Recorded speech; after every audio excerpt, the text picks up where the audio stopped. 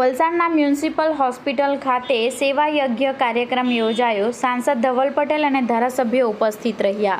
શનિવારના 1 કલાકે યોજાયેલા કાર્યક્રમની વિગત મુજબ વલસાડના ધનપુરા રોડ ઉપર આવેલ મ્યુનિસિપલ હોસ્પિટલ ખાતે પાંડે પરિવાર દ્વારા સેવા યજ્ઞ કાર્યક્રમનું આયોજન કરવામાં આવ્યું હતું, જેમાં તેમના પરિવાર તરફથી વલસાડ નગરપાલિકા સંચાલિત મ્યુનિસિપલ હોસ્પિટલ ખાતે જરૂરિયાતમંદ લોકોને સહાયરૂપ થવા માટે આ કાર્યક્રમનું આયોજન કરવામાં આવ્યું હતું, જેમાં જીવન રક્ષક દવાઓ તેમજ અતિ આવશ્યક ગ્લુકોઝની બોટલોનું વિતરણ કરવામાં આવ્યું હતું।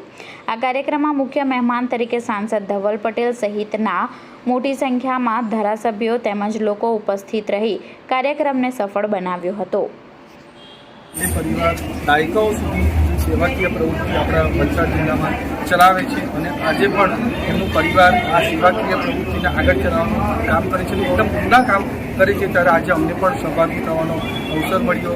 પહેલાં અમરનાથભાઈ જેને ભારતીય જનતા પાર્ટીની જનસંઘને સ્થાપવામાં અહીંયા અહમ ભૂમિકા નિભાવી હતી, સેવાકીય પ્રવૃત્તિ પણ એટલી જ કરી હતી। એના પછી કૈલાસભાઈ, મીનાબેન, અમને હમણાં એમના 5 પુત્રો જે અભૂતપૂર્વ કામગીરી કરે છે, ત્યારે આજે 16 વર્ષ પૂર્ણ થયા છે અને આજે 16 લાખ જેટલાનું દવાનું વિતરણ કર્યું છે।